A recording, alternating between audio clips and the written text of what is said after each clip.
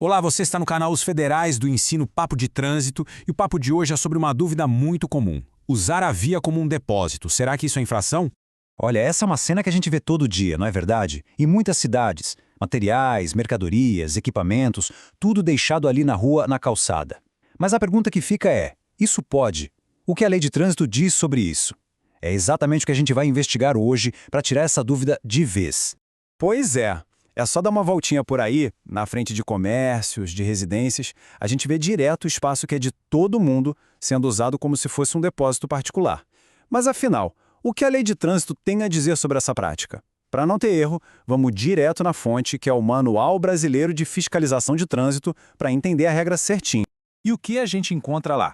Bom, o texto do artigo 245 do Código de Trânsito Brasileiro é bem direto, não deixa muita margem para interpretação, não. A infração é clara: utilizar a via para depósito de qualquer coisa, seja mercadoria, material, equipamento, desde que não tenha autorização do órgão de trânsito responsável. Presta atenção nessa parte, hein? A palavra-chave é sem autorização.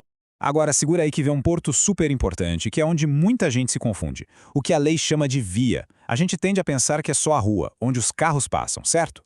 Errado. A definição é bem mais ampla. Via inclui a pista, claro, mas também a calçada, o acostamento e até mesmo as ilhas e os canteiros centrais. Ou seja, resumindo, é qualquer espaço ali destinado à circulação. Beleza? Então a regra tá clara. Mas e se alguém desrespeitar essa regra? O que acontece? Vamos ver agora em detalhes quais são as consequências para quem comete essa infração e adianto que tem umas coisinhas que podem surpreender. Para começar, não é qualquer coisinha, não. A gravidade dessa infração é grave. E isso já mostra que o assunto foi levado a sério. Afinal de contas, obstruir o espaço público mexe diretamente com a segurança e a mobilidade de todo mundo, né? E sendo uma infração grave, a principal penalidade, claro, é a multa. O valor corresponde a uma infração dessa natureza, o que significa que pode pesar bastante no bolso de quem for autuado. Mas não é só a multa, não. A coisa não para por aí. Além de pagar a multa, o infrator ainda vai ter que lidar com uma medida administrativa, que é a remoção do material. É isso mesmo, o que estiver ali atrapalhando a passagem vai ser retirado pela fiscalização. E aqui vem aquele detalhe que eu falei que surpreende muita gente. Presta atenção. Apesar de ser grave, essa infração não gera pontos na CNH. Ué, mas como assim? A explicação é bem simples, na verdade. O responsável por deixar o material ali pode ser uma pessoa ou uma empresa que nem CNH tem. A infração não está ligada diretamente ao ato de dirigir um veículo. Tá, mas aí fica a pergunta. Quer dizer que nunca se pode usar a calçada ou a rua para nada? Não é bem assim. Como em quase toda regra, aqui também existem as exceções. Vamos entender agora quando essa atitude, na verdade, não é considerada uma infração.